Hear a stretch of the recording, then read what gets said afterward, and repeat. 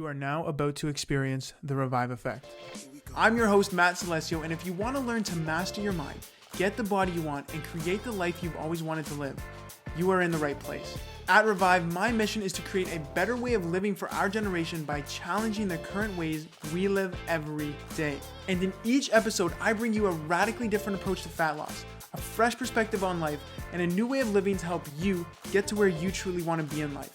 So kick back and let's jump into it. Welcome to the Revive Effect.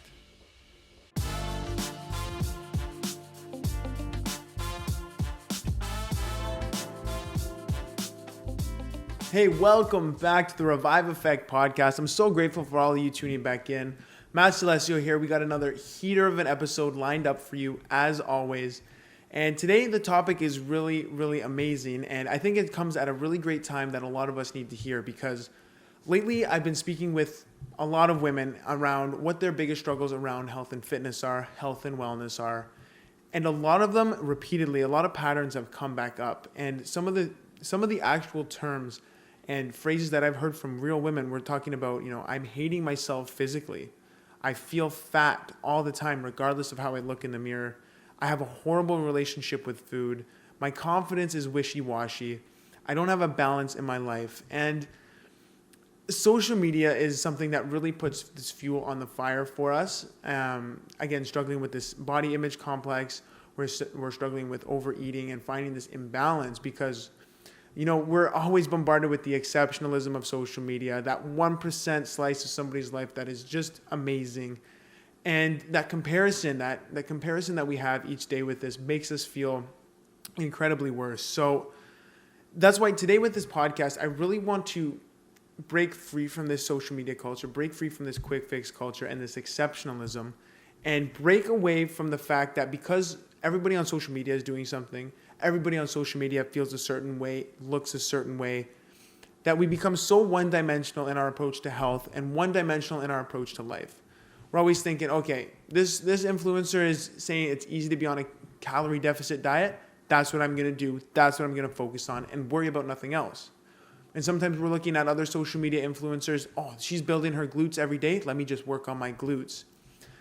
But when we do this, we're neglecting the other aspects of health. When that's one thing we really do here at Revive is understand that health is holistic. We're not talking about the negative inner self-talk that can truly help us stay consistent and motivated and let us stay inspired around the journey. It's so easy to feel beat up. It's so easy to feel like you're not enough or good enough as everybody else doing stuff. And just focusing on one thing at a time can really help you, or really expedite the fact that you want to quit. Really expedite the fact that maybe health isn't for you, quote unquote health. So on top of this one-dimensional approach, we're very much overcomplicating this aspect of health. We're talking about all these different things. If we're not doing one-dimensional approach, we're very specific in that one-dimensional approach. So I'll give you an example. Let's say you're somebody who wants to get in the gym. You go, I'm just going to focus strictly on the gym. Now you're talking about, what's the optimal rate to progress? How many days a week do I need to be working out? How long do I need to be working out? What exercises build the glutes the fastest? And we're complicating fitness so much to a point where it's not even enjoyable. We can't build it into our life. It almost feels like a chore. So after speaking with women about what we just spoke about, and again, talking about this one-dimensional approach to fitness and how we're overcomplicating it and how it feels almost impossible to just get the results you want, we're actually launching our Live Better program, our online video-based Live Better program. And essentially, we're stripping away the complexities of health. We're stripping away the work that is required of health. And we listened to the women and we asked them what they wanted. And they said, I want simple, sustainable changes that I can build into my life, that make me feel productive, that make me feel healthy, and that makes me feel like I'm doing something right. So ladies, we have heard you. And the Live Better program is launching next week. And again, you can find this link in the show notes below, where we're going to walk you through 6 areas of your health with simple, sustainable changes that make you feel better and help you get back to feeling like you again, more energized, more confident, lighter, and healthier. So the 6 areas we take it across are the mind. We talk about negative self-talk and all those things around that area. We talk about environment, dealing with toxic environments and setting up an environment to win. We do weight loss and digestion through nutrition. We do movement, not just in the gym, but just getting your body moving again. We're going to deal with stress and anxiety. This is a huge component for women, I know for sure. And we're also going to be diving into sleep and how to start sleeping better so you feel refreshed. So if you're listening right now, head over to our website. If you're interested in purchasing this program, it's retailing right now for $67. We want to make sure it was affordable for you. And it's a 6-week program entirely online, and you can do this on your own. You can do it in 6 weeks, or you can self-pace it at a pace that feels comfortable for you. So hit that link over at www.rviveofficial.ca/live better. So reviveofficial.ca/live better. Check that out. I'll link it in the show notes again, wherever you're listening to it to, and then dive into the program starting as soon as next week. So just like our intention today of this episode is to love your body again, enjoy food again, and find more balance, Live Better is designed for the same. And I'm so honored to launch this program at a time where we have our guest, Lauryn Huber, on the show today, because we're actually going to discuss with her, who brings such incredible insight into our conversation about how to love your body, enjoy food again, and find more balance. So what you need to know about Lauryn is she is a kinesiology student and an entrepreneur based out of Alberta. Her mission is to help people become more aware of how they're treating their bodies and encouraging them to make their health and wellness a priority. I've had such incredible insights and conversations with Lauryn before this episode, and we go back I think it's almost 2 years that I've known Lauryn for online, our relationship, and she's fantastic. I love her message. I love her mission. And I think a lot of women and even some men today will resonate with the message that she really brings forth in our episodes. So what you can expect from Lauryn and I today in our episode is, number one, dealing with body images, complexes, and insecurities, and how to call the confidence back in yourself, which is a huge thing we really need right now for men and women, I believe. Then later, we're going to dive into healing your relationship with food, overeating, and what it's like to have a balance with food. And lastly, we're going to wrap up this podcast with the third section of why you need to focus on holistic health and how to find more balance within your life. As always, great insight coming up, great info coming up. Lauryn Huber on the podcast. Let's go.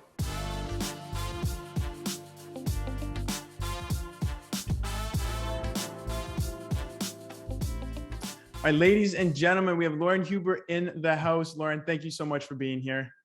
Thanks for having me. How are you feeling today? A little nervous, but feeling good. How are you?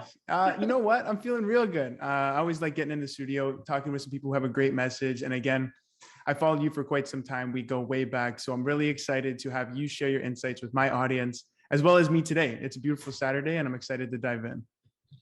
Thanks. So what I really want to touch on right from the beginning is something I feel that our generation really struggles with. Again, the prevalence of social media, movies, all the other magazines out there, is body complexes. We have insecurities, and we're really lacking this confidence, both men and women. But I do find it's a lot more prevalent in the women. Would you agree with me on that? Yeah, this is something that we talk about a ton, even when I'm in school. I think a lot of people always think about, women are always comparing themselves, women, they always struggle with body image, eating disorders, things like that. But people kind of neglect to mention that it is very common with both genders. And yeah, definitely think that women more so, but it's becoming more prevalent for men to speak up about those issues as well. So I think at some point it will be more 50-50, but for now, I think most women struggle with it and are willing to admit it more so than men at this point. Yeah, that's the other thing. Women admit it, men just taught to, just tuck that away, man. Don't worry about it. Never talk about it. And again, I've experienced it firsthand too. I'm a guy. We like to just keep it in the corner and not worry about it. Yeah. But what I really want to ask you starting out today is, where do you believe the source of our body images, complexes, and insecurities, where do they come from? Where's the root cause of this? I think comparison really is like the thief of joy. I can't remember where I heard that, but it's so true. I think we just get so caught up in whether it's school, work, we're very social, and even social media as well. Like you were saying, there's people everywhere and everybody looks different, and you always want what you can't have.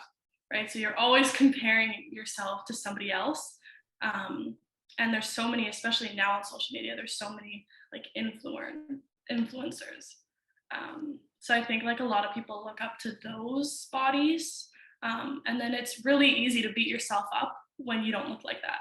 But you got to think your diet's different, your exercise is different, your genetics are different, your sleep is different. Like you don't have the same lifestyle factors as that person, and everyone is built different. So it's so easy to beat yourself up when you don't look like how somebody else that you're looking up to looks like, if that makes sense. No, of course. Yeah. So essentially you think the biggest problem is that comparison factor, wherever it's media, whether it's social media, whether it's TV, movies, it's the comparison. Yeah. Yeah, I do agree with you. Again, we all say, we don't care. I'm much better than that. I'm much more aware. But even like you yesterday, again, you reached out to me. You said, I'm having bad body image day. Sometimes even us who are very aware of this, like we get sucked into it, right? Yeah. One thing that I want to actually touch on here, just adding to your point, is the comparison, is the fact that when we grow up, we really do inherit a lot of scripts and beliefs and thoughts from other people, whether it be our parents, whether it be teachers, whether it be our friends, that maybe we were at a young age where we weren't able to bring awareness around what was being told to us, what was being taught to us. So I'll give you an example. If you were always around friends who always told you, hey, you're fat, like you're fat growing up. If you never had the awareness, or I guess the kind of emotional awareness around taking in those thoughts and saying, you know what, that's not me. These are literally people just telling me words. We believe them. We grow up believing them. We grow up repeating them and repeating them and repeating them to the point where it's true. And then we wake up one day going, why am I so insecure? Why am I so, why do I have this body image complex? And we neglect the fact that we've been told this our whole lives, and we've inherited these belief systems that we carry with us. Again, like we probably carry it with them now, at our ripe old age, right? Ripe old age. So again, it's just, yeah, go ahead. No, you finish. No, I would say like, yeah, it really is just bringing awareness around those thoughts, because once you understand that you don't identify with those thoughts or those beliefs or that upbringing that you maybe not have had or awareness around, it can really help you navigate it in a more healthier way, I would say. Yeah. All I was going to say was just like to kind of piggyback off of that idea is like, once you kind of get old enough to realize like, oh, people said that to me and like I believed it. I think it like can kind of transition into negative self-talk. Like the more you sit around and think like, oh, I'm fat, or oh, I'm dumb, like stuff like that, you start to believe it. So I think that at the ripe old age, when you can kind of realize what people were saying to you and kind of how you brush it off at the time, now you're like actually sitting with it. I think that's where like positive self-talk can be really important introduced, because like, yeah, like I said, you talk bad about yourself, you're going to start believing it. So it's nice to be able to turn that around once you're older. Yes, I totally agree with you. And I'm so happy you brought up the negative self-talk, because it transitions beautifully into my next question for you. So let's talk about our inner dialogues, right? How important do you feel this area of health is in terms of staying consistent, driven, inspired, motivated to somebody trying to create the body and life that they're working towards? Extremely. Even if you just take the gym, for example, and thinking, you're having a bad body image day. Oh, I don't feel like going to the gym. I just want to stay at home. Like, that's okay sometimes, but I know even myself, like that can really spiral. And then I can be really undisciplined when I start to spiral like that. And then I'll take a week off without noticing it. And I'm like, oh, crap. And then it just spirals more, and you start to beat yourself up more and more and more. And it's like, wait a second, I'm still alive. I'm still healthy. I'm still going about my life. Nothing's broken. I'm still the same amount of strong that I was before. Like, it's so easy to kind of get lost in that. And then I know like myself, I'm definitely my own worst enemy, and I'm not perfect all the time when it comes to positive self-talk. It's very easy to, like I said, spiral and kind of get in that, I don't know what the word, like, I guess in like a bad mindset about like beating myself up for that. So I think obviously hiccups are okay, but only you can hold yourself accountable, really. So I think journaling is really helpful for that. Just kind of getting all of your thoughts out. and holding yourself accountable that way. Um, Unless maybe you don't spiral and beat yourself up. But I think a lot of people will admit that they do beat themselves up quite a bit, and it's pretty easy to do so. Yeah, I agree. And when you're spiraling, going right back to what we started with the podcast, right? The comparison is the thief of joy. When you're down in that low spiral, the comparison becomes so much more consistent in your life. It becomes so much more loud in your inner head because you Yeah. go, okay, now I've been off for a week. Now I'm definitely nowhere near where these people are looking for. You said you think journaling is a very helpful practice for that. So can you just touch on what you mean by that, especially when somebody's going in a downward spiral? Because this isn't an uncommon thing in the industry as well. Yeah, I don't really have any script to my journaling. I know that there's a lot of people that will do affirmations, they'll do I am statements, they'll just do kind of daily blog type entries. I think any piece of advice that I could give is like just putting anything pen to paper can be helpful. It's like a little mini therapy session with yourself. But yeah, I just think it's really helpful, and then you can reflect on it, throw it out after if you need to. But you're always gonna know what you're going through at the end of the day. You're always gonna be there for you at the end of the day. And even like I feel like we vibe really well and we understand each other really well, but maybe that's 95% of the time, right? Like you're always gonna be with yourself. You're always gonna understand what you're going through. And if you don't have someone to talk to, I think even if it's just immediately you don't have somebody to talk to, I think that writing it down can be really beneficial to at least start to get over the hump. I know I always feel better after doing that. So I don't know if that answers your question. But No, for sure. So when you write this down onto the journal, what's the main intention? What's the goal? If somebody is going to put pen to paper, what are they writing? I think saying let it go is a bit too generic. But just kind of really like sitting with it and being like, okay, well, why do I feel this way? Okay, well, this isn't life and death, like it'll pass kind of thing. And then just kind of reflecting on how to move forward, how to, I mean, for me, a lot of the stuff that I deal with is like comparison issues. So it's like me kind of talking to myself like, Lauren, get over it. Um, if that makes sense, like a temporary kind of like let it go. There's more things that are important out there. Yeah. So again, it's just, cultivating that awareness and not being ignorant of what you're feeling or thinking, right? Because that's when it starts to build up, right? Yeah. Yeah. They always say emotional baggage. Imagine it like literal baggage. So every time you have a negative thought or somebody tells you something negative, you pick up a bag, you throw it on your shoulder. And every time you let a thought go or say, I don't identify with this thought, or this doesn't serve the person I want to be, you let a bag go. So it's all about that balance between, if I'm continually just taking those thoughts, taking those beliefs and piling on the bags, eventually it's all going to crumble down. It's too heavy to carry, right? Mm-hmm. So again, the journaling practice is again powerful for dropping a bag here, dropping a bag there. And slowly but surely you start to feel a weight off your shoulders, which it can literally feel like a weight off your shoulders, right? After a good journal sesh, maybe a little cry sesh too. Yeah. Right. So I think that's a really powerful practice. Again, that's something I do as well.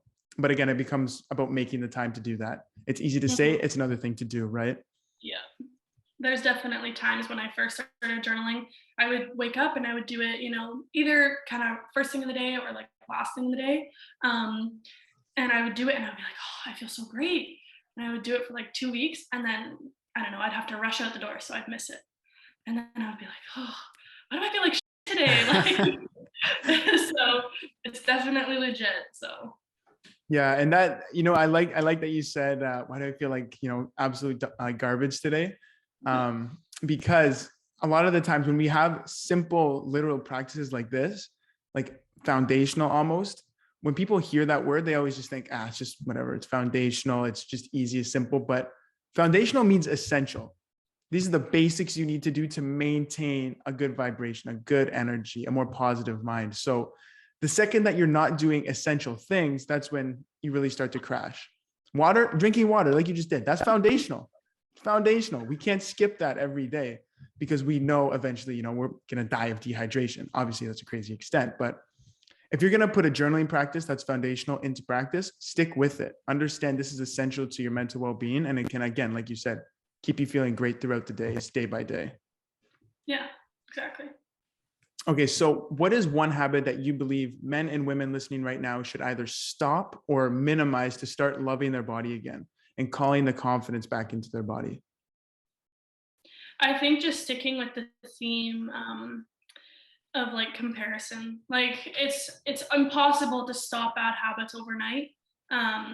But just to kind of notice when you're doing it, be a little bit more self-aware when you're doing it, noticing how you feel when you do compare yourself. Because I think anyone who says that they've never ever compared themselves to anybody else is lying. I think in this day and age, there's a lot of people that have gone through that. So just being like having the self-awareness enough to know when you're doing it, know how you feel. Is it a positive experience? Probably not. And just trying to kind of minimize that. Obviously, I'm not perfect, still do it a lot, but I'm able to notice when I'm doing it and how it's making me feel. And I mean, it's not a win-win situation. So it's definitely easier to not, but it does take a while to be able to not compare yourself. So again, it's that comparison factor you bring up again, that reoccurring pattern, right? Stop. Yeah. Do your best at least to stop comparing, right? That's the biggest one for me.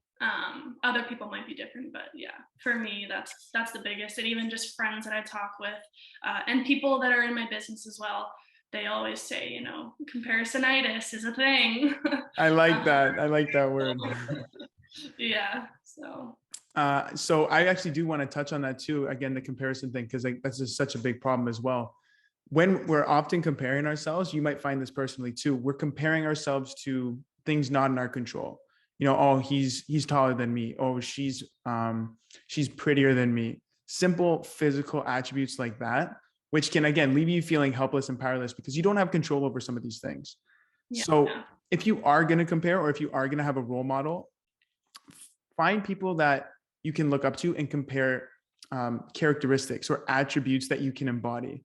So instead of following an influencer because, oh, she's got such great glutes, say, you know what? I think she has such great mental resilience and she's very healthy in the way that she speaks to herself and very vulnerable in that sense. I can do that. I can embody that attribute. Or if somebody is very disciplined and dedicated to what they set out to do, whether she said, I'm going to go on a 30-day journey, this influencer, and she sticks with it that 30 days, you say, that is a trait that I want to embody. And you have power over that. You have control over that because that's your actions and your behaviors with the person you want to become. You know what I mean? Yeah, 100%. Even you just saying that, like I could think about a whole bunch of accounts that I followed on my Instagram just for that reason alone. Initially I had, you know, my main Instagram, and then I was like, I hate just scrolling on my phone and seeing like memes or like things that don't mean anything. So I initially made my other Instagram to kind of tailor it to, you know, health, fitness, self-development, people kind of on like the same journey as me, and to motivate me as well. And there's so many people that I follow. A lot of them are in the same business as me, but I follow them, and it's not because, you know, they have the perfect body or, you know, the perfect hair or they're beautiful or whatever. Obviously they're all beautiful, but you know what I mean? Yeah. But it's like, holy crap, she just did that, you know, or he just did that. So it's really motivating to see. And like, they're people too. They also started with, you know, 0 followers, nothing. They didn't know what they were doing. They would have been lost too. So it's just really interesting. And they're literally just people. Like, you can talk to them, get so much advice, so many tips. Like, even you, when I like messaged you yesterday and I was like, oh, like I'm having such a bad day. Like, I just don't feel that confident. Like, you sent me back those voice notes and it was the perfect thing. Like, so many people are so hesitant to reach out, I think, to those people in their life, but could definitely, I don't even remember what the question was. No, it's good when you go on a tangent. It's good. But yeah, there's a lot of people that I followed and kind of tailored my Instagram to more of like a self-development, motivation space, and like then I can look up to those people and those accounts, and some of them are my friends now. So it's there cool. You go. Yeah. So it's not the physical attributes, it's the characteristics that they embody, which it's a simple shift, but again, a powerful shift at the same time, right? So as someone, you're very active on social media. You've been on social media for a while, again, sharing your journey, recipes, insights, which is fantastic. So I want to ask you, because especially in the health and wellness space, again, the comparison thing is huge. How do you maintain self-love for your body and a positive inner dialogue personally? Uh, that's a big question. Big question. Definitely, I'm not perfect every day. I think without the people that I've met along the journey, I definitely would not be as strong as I am, or as motivated and disciplined as I am. Obviously, there's always room for improvement. Um, but in saying that, like with my business partners, I'm in 5+ group chats, and we're always talking and always sharing podcasts and quotes, and we meet on Zoom multiple times a week. And you set that time aside, and they're just people, and they're girls that have your back. Some guys too. There are some guys in the Arbonne business, but I think they help a lot, and it's really nice to know that there's people that are going through similar things, especially people that have been doing it longer than you. Because every doubt you have, they've already had. Everything that you're comparing yourself to, they've probably done. So it's really nice to have those group chats, have those people to be in contact with. But as far as like an immediate way to shift it, I think just taking like a mental health day and really sitting with your feelings and sitting with yourself, and doing whatever that is for you. If it's a nature walk, if it's, listening to your favorite podcast or your favorite music, reading a book, stuff like that. I think it's becoming more and more prominent to kind of take those mental health days for yourself. So I think I think that can help a lot if you're ever feeling like kind of stuck. Yes, I agree. One big thing that I'm taking away from what you just said was this immersion in community, people who are Yeah. like you, people who can support you. I so often, like we just finished our Live Better program, where we're taking women through 6 areas of their health, 6 areas of their life to really help them start their journey. And one of the biggest ones was environment. That's a big area of life that's so often overlooked. And especially if you're in a toxic environment, or you're in an environment that makes you feel worse about yourself, the people you surround yourself with, that's who you're obviously going to become, right? Yeah. You're hanging around millionaires, be a millionaire. You're hanging around people who are carnivores, you're going to be a carnivore. So like you, getting into a community that's built around self-development, self-help, being more productive, entrepreneurial. It's a matter of time before you embody those qualities, and it's a matter of time before they actually support you with what you need, what you truly need, right? I was actually just listening to one of your podcast episodes, or it wasn't just, it was a while ago, but just you saying that kind of brings it up again. You're like, I can't remember what you said. It was something about, you shouldn't really cut every single person out of your life, but if they're not serving a purpose, or they're making, it a toxic environment for you, or the relationship is a little bit toxic and you're not really getting anything from it, just snip. Snap. And yeah, that kind of unlocked a memory I forgot I had when you said that. So I'm glad you took it away. I'm glad you gave another episode a listen. yeah. But now you bring it up, I actually want to talk about that a little more. Everybody's so nervous, but I can't cut people out of my life. I can't just do that. And for those people listening right now, where you have a toxic friend or a toxic friend group where you can't leave, or they still do bring you a little bit of enjoyment, you have fun around them, but sometimes they are a little negative. And this is what I preach in the program as well that we just came out. A solution for that would be, if you're making changes for your health that don't align or doesn't align with your friend group, think to yourself, do you really need them to make those changes? So as an example, like if I have a friend group that likes to party at late every Friday, Saturday night, but I want to wake up early and I want to get to the gym and enjoy a nice, healthy, productive Saturday, a nice weekend. Do you need your friends to go to bed early? The answer, probably not. Do you need your friends to go to the gym in the morning? Probably not. You're going to go in the morning by yourself. So essentially just removing yourself from that environment and setting a little healthier boundary around that specificity will really help you not get pulled into their negativity, not get pulled into their negative words that they're going to throw at you, right? I like to go to bed early. I'm going to say, you know what? I show up for the night. I'm going to leave early when it's good for me, and I'm going to make decisions for my health and carry it out the next day without your negativity. You know what I'm saying? 100%. And that's something that I struggled to do for a long time. I was a yes man.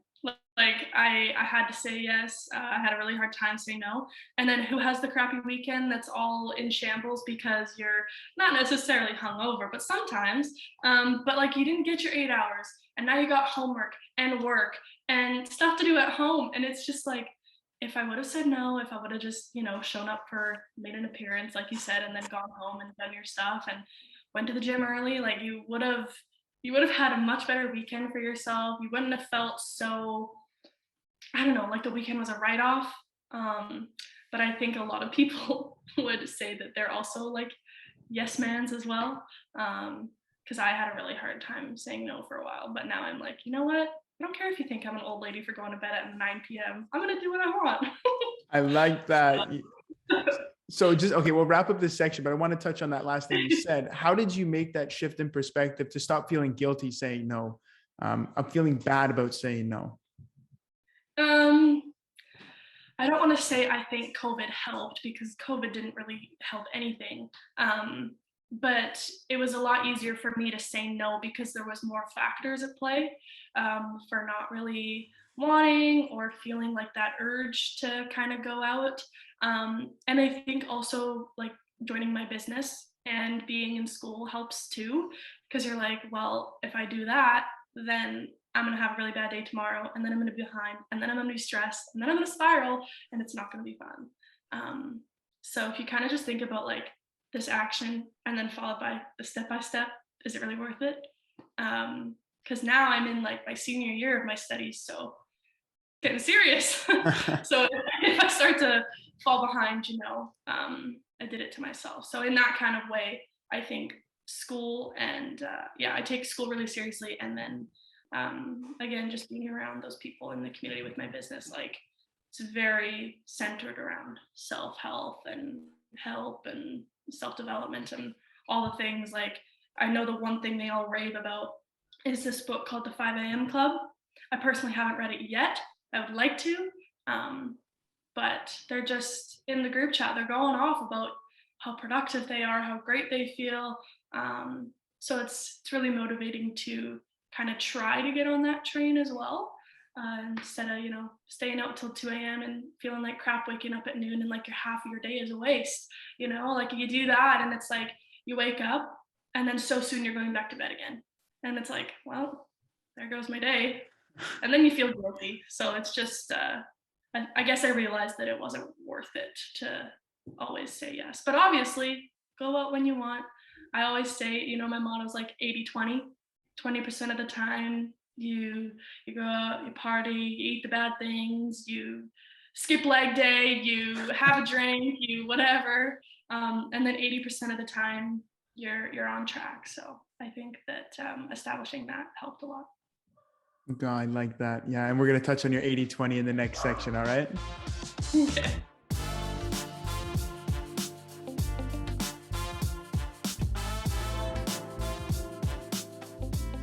All right. So now I want to really dive into with you, Lauryn, healing relationships with food, overeating, and having a balance with food. I know a lot of women that I personally speak with and work with, they talk about this. So I think it's a great topic to dive into. So to start out, have you ever personally struggled with overeating or had a poor relationship with food? 100%. Yeah. It's very easy. I think a lot of the times if I do overeat, it's like stress related. I think it's so bad that like, especially going into university, people will talk about the freshman 15. I wish it wasn't such a regular thing, but it really is.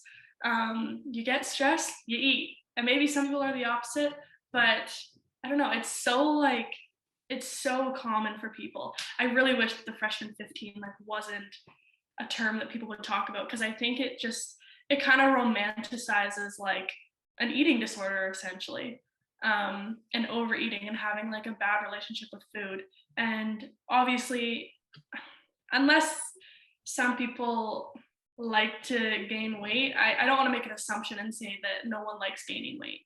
I don't want to do that, but I think that a lot of the times, even with myself, if I add on another 20 pounds, start to feel it everywhere, I'm like starting to feel guilty.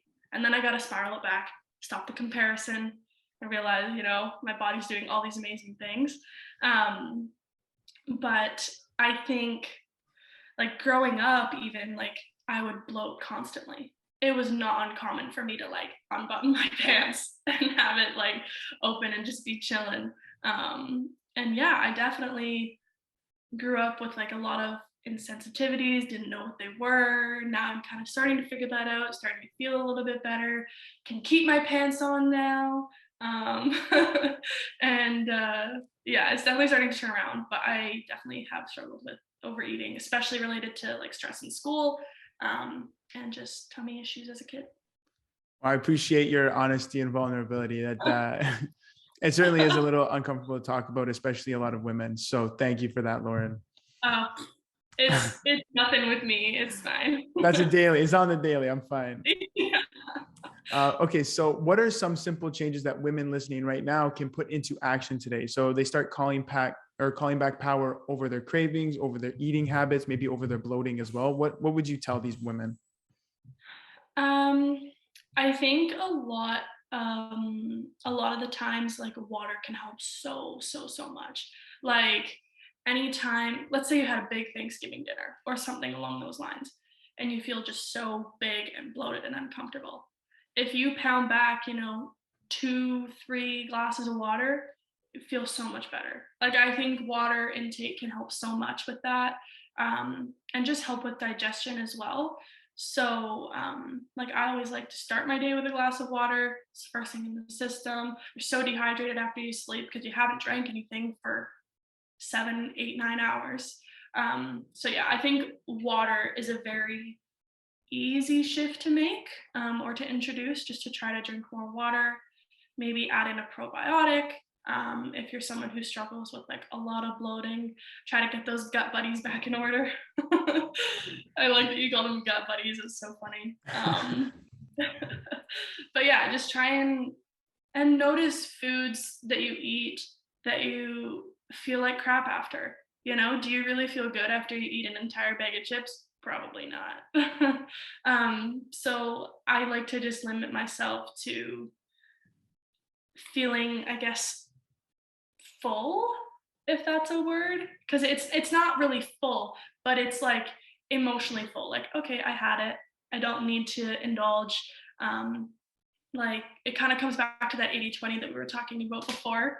Like 20% of the time, you know what? It's fine. It's fine. But 80% of the time, just staying on track. I guess to answer your question, yeah, water would be like the main. And then if they're really struggling, like adding in a probiotic and just seeing and recognizing what things make them feel like crap. And maybe even keeping a journal of it. I ate this and I noticed that I felt so full and heavy and bloated. Maybe you didn't poop for 3 days after you ate that or something like that, like just noticing those things, and slowly eliminating them. I guess you'll feel better afterwards. Yes, I love the simplicity of every action step that you just told us, because you can put that into action right now. Yeah. One thing I do want to touch on, especially with overeating, if you're a woman who struggles with overeating, so often everybody's always talking, even with weight loss, add more protein to your diet. Make sure you eat more protein. Protein makes you more full, which it does. But what is really neglected is fiber. If you were to ever eat 1 cup of beans, do you understand how full you would be? There's no way you could overeat if you ate a cup of beans. Fiber is one of the most satiating components of nutrition that is so often overlooked. And the best thing about fiber when you're eating it, and we're all worried about these calories, the calories in fiber don't count towards the calories that you actually eat. So if you eat 100 calories of beans or whatever, let's say there was a lot of fiber in it, which there is, your body would actually only absorb ballpark, maybe 60 to 70% of that. So you're eating calories, but not absorbing calories. So it's almost like you're able to bypass that overeating and feel guilty about it. And when you're eating fiber, that's going to work wonders for your waistline. It's going to work wonders for your health, because that's what nourishes the gut buddies that we always talk about. So yeah. If you're struggling with overeating, try adding in more fiber-rich foods. They're mostly found in plants. Actually, they're all found in plants. But again, such a simple change to add to exactly what you said as well. Yeah, I don't know many people that would want to eat more than a cup of beans. They might be in trouble, but yeah, I noticed that too. Like when I started making the shift to becoming more of a like completely plant-based diet, because I was vegetarian for a while, and now I'm like 95% vegan, I would say. In the near future I want to be like completely vegan, but I noticed that when I first made the shift I was like, whoa, like my gut feels so much better. I was definitely like a family, like you said before on the podcast. You what did you say? Something about carnivores. If you're surrounded by carnivores, you're going to be a carnivore. And that was me growing up. And now I'm like, oh my God, like maybe that was why, like my stomach was so messed up. Like literally every meal I ate, like I said, I would have to unbutton my pants. Like I was so uncomfortable. And I don't get that way anymore. At least not as often. And it's, if I do, it's because I did it to myself and I ate something that I shouldn't have, you know, too much gluten, too much sugar. But I'm not perfect. I talk about it like I'm perfect, but I guess being gentle with yourself through the process for sure. So, okay, let's touch on having a balance with food. And you spoke about your 80-20 rule in the beginning of this podcast. We've spoken about it when we've actually just called. So can you touch on this in terms of healing people's relationship with food and even your personal relationship with food? yeah, I think a lot of people can get caught up in diet culture very easily. And it's very restrictive, and you can again beat yourself up when you miss something small or you indulge just a little bit because you're on a diet and you're not allowed. Maybe there's some diets that are helpful out there, but I think a lot of the time it's temporary, because by the time you're finished the diet, you were restricting yourself from all these things and you're slowly introducing them back in, and all the weight comes back or the gut issues start to come back. So I think diet culture is slowly starting to fall apart, I hope. And I think that it can be really damaging for like mental health as well, to be like, oh, I can't have that. Or, you know, I don't know. I've never really been on a diet myself, but I think that, you know, bringing my 80-20 rule into that, it's like 80% of the time I'm taking care of my body, I'm nourishing my body, I'm doing all the things, I'm going to the gym, I'm getting up early, getting the 8-9 hours, like doing all the things. And then 20% of the time it's okay to give a little, as long as you hold yourself accountable and not make it 80-20 the other way.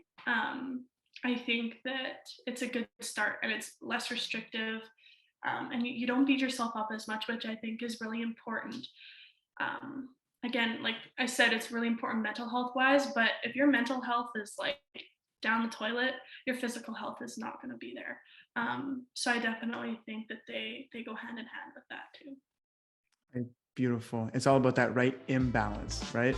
Yeah.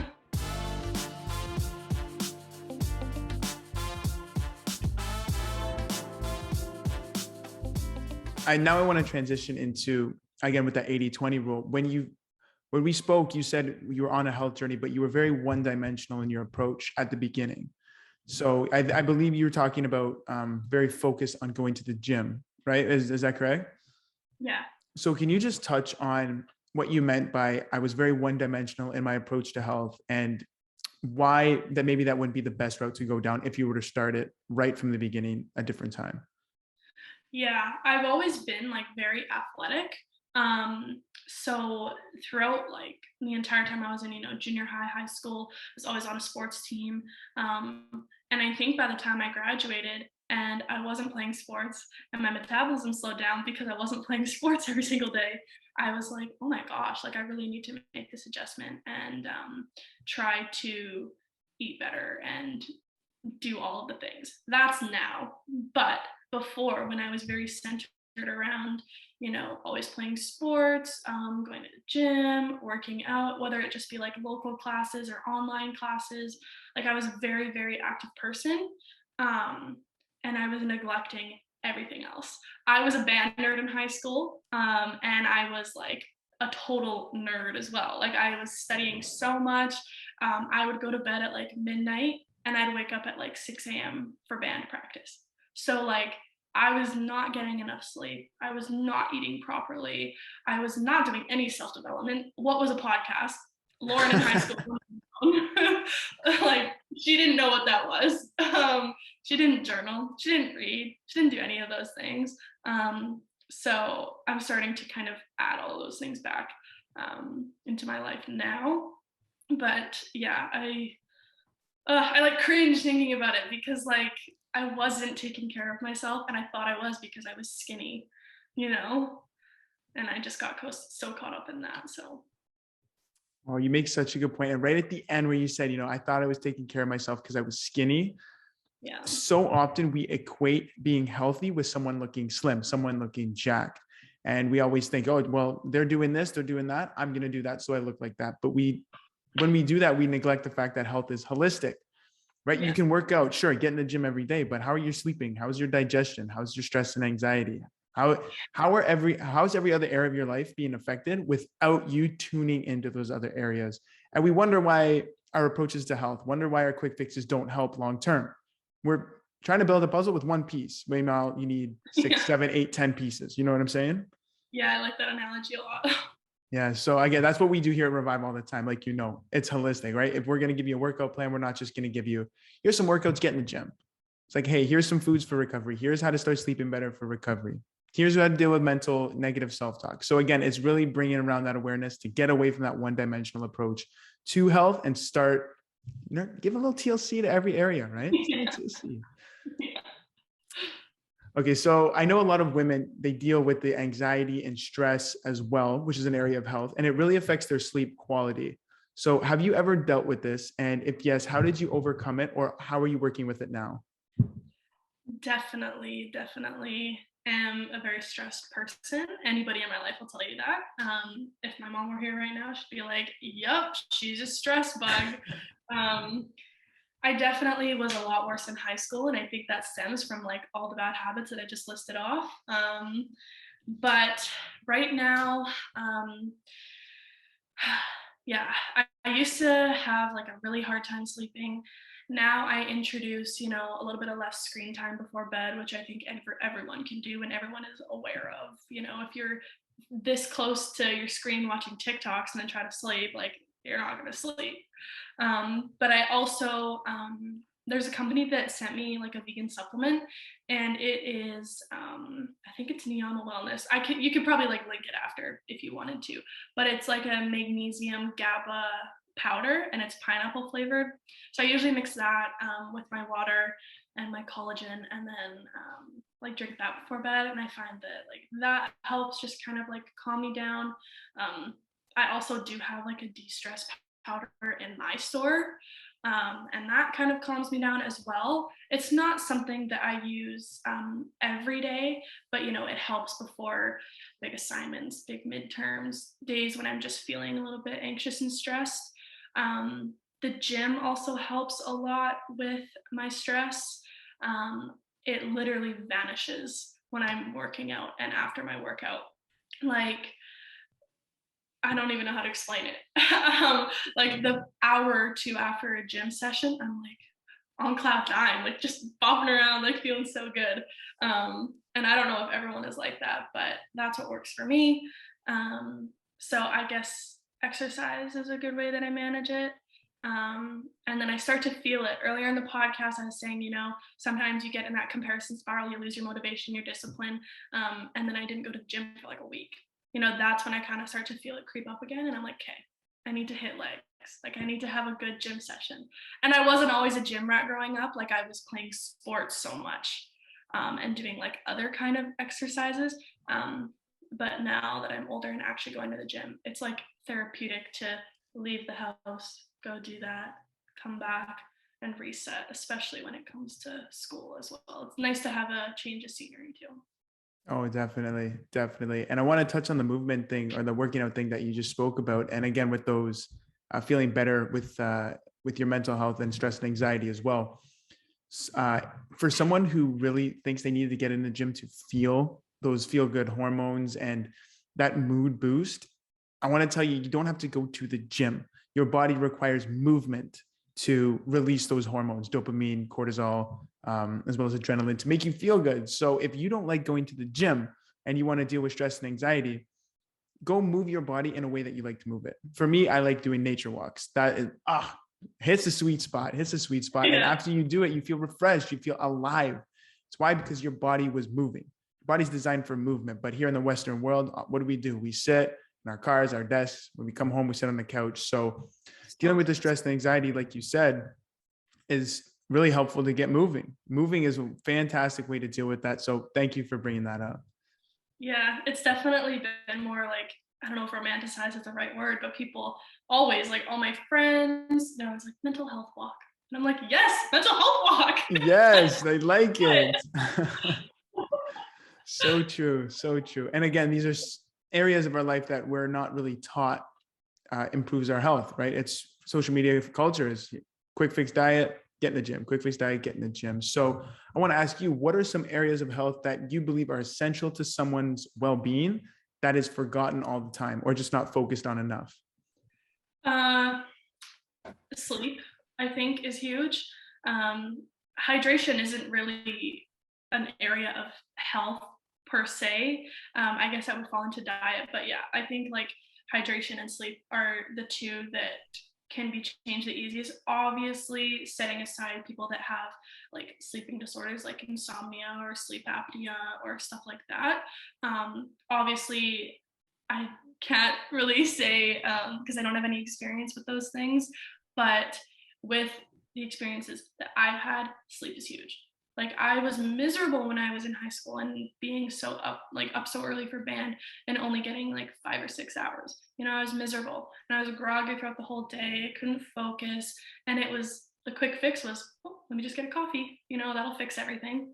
No. And then you just get the crash later. And it's just a very easy way to spiral. I think that's like a common theme that keeps coming up today is just it's so easy to spiral and kind of like lose track of yourself. So I think establishing like a nighttime routine and making sure you're hitting 7 hours at least. For me, I know I say I can't function if I have less than that, but I'm like a zombie if I have less than that, and it's just feel like I'm sleepwalking through the day. So, and it's a waste of a day for me if I have like a really horrible, sorry, came through on your end. If I have a horrible sleep and then I'm trying to, make do the next day, it definitely is not productive, not in a good mood. And then my friends are probably pissed at me because I'm being moody and I'm tired and sleep deprived. So yeah, I think that sleep is a huge thing, and then hydration too, because it helps so much with the gut. And if you have an upset gut, you're going to be miserable too. Yes. And again, the connection between the gut microbiome and sleep is huge. So if you're nurturing the gut, you're helping your sleep. If you're helping your sleep, you're nurturing the gut. And so often, we're always looking for getting better quality things for sleep. Oh, I need pills. I need melatonin. I need this. I need that. I need to do this. Just go to bed earlier. Just go to bed earlier and just tell me how you feel the next day. It's just a matter of saying, I'm going to go to bed at 11 p.m. today. I'm not going to go at 2. I'm going to go to bed at 11. Do it all week. And the next week, you're going to say, oh my God, that was such a simple change, yet I feel so incredibly alive, rejuvenated. I'm digesting better. Again, it's very simple things that we, again, put on the back burner, like you said. Yeah, it's very easy to be like, I keep bringing it back to a student because that's the main thing that I'm experiencing in my life right now is being a student. But it's so easy to, I'm just going to stay up. I'm just going to grind through the assignment, or I'm just going to stay up and study 1 hour more. In the grand scheme of things, like it seems like in the moment that's going to help you so much, but I'm in my 4th year. I'm going to tell you it doesn't. It doesn't, because the next day you're sleep deprived, you're not focusing in any of your classes, and if you have a test the next day, you're cramming all night. It's not a good way to do it. And I've learned that now. But yeah, sleep is huge. I would say that's the number one, just to go back to your question from a few minutes ago. Yeah. And just start saying no, set boundaries, be committed to yourself. You said you're going to prioritize sleep. And again, be gentle with yourself through the process, right? Yes, always, always, always. It's so easy to not be. Yes. Well, Lauren, I appreciate the amazing insights. This conversation was so powerful today. So thank you for coming on. Where can our listeners connect with you if they want to, see you after the show, keep in touch or anything like that? Well, thank you again just for having me. It was so fun to just like talk. Definitely just feels like two friends chilling. It doesn't feel like a big ordeal, but it was really fun. I've never done anything like this. So thank you for thinking of me and having me. I guess the best way that people can get in contact with me is my Instagram. I'm on there probably every day. I could probably link it, but it's Lauren's Food and Things. Super clever, I know. But yeah, you can get in touch with me there. I'll answer all my DMs and everything. So if anyone has questions about school, life, business, what we talked about, anything today, you can just message me there. I love it. Yeah, I'll link it in the show notes for everybody below. And then just guys, wherever you're listening to this, go ahead, click on over. You can see Lauren, you can see her social. She has great content. Check her out, seriously. But Lauren, yes, thank you again. All right. Thank you so much for listening. I'm so glad you stuck around to the end, and I'm so grateful that you took the opportunity and your time to spend it here with me at The Revive Effect. So if you like what you heard today, please, I ask that you share this podcast with somebody who needs to hear the information, or even if you did like it, please subscribe, give us a like, give us a comment, even email us and tell us what you liked about the podcast. We appreciate you so much for tuning in. And if you like what you heard today, again, don't be afraid to visit our website, RVIVE Official, reviveofficial.ca, to learn more and keep up with all the latest and greatest things that we are doing today. If you are someone who is feeling insecure, they're unhappy, unhealthy, and stuck in fear, I've created the Revive Effect and my company Revived in order to transform you into somebody who is the fitter, healthier, happier you, who is more confident than they've ever been in their entire lives, and who's driven and hungry for growth every day and actually wakes up energized and happy. So give a look over to our website, because that's where you're going to find all the latest and greatest information and tools and resources in order for you to attain that and make that vision of yours a reality. So I'm Matt Celestio. Thank you again for tuning in. We'll see you in a couple weeks here on the Revive Effect podcast.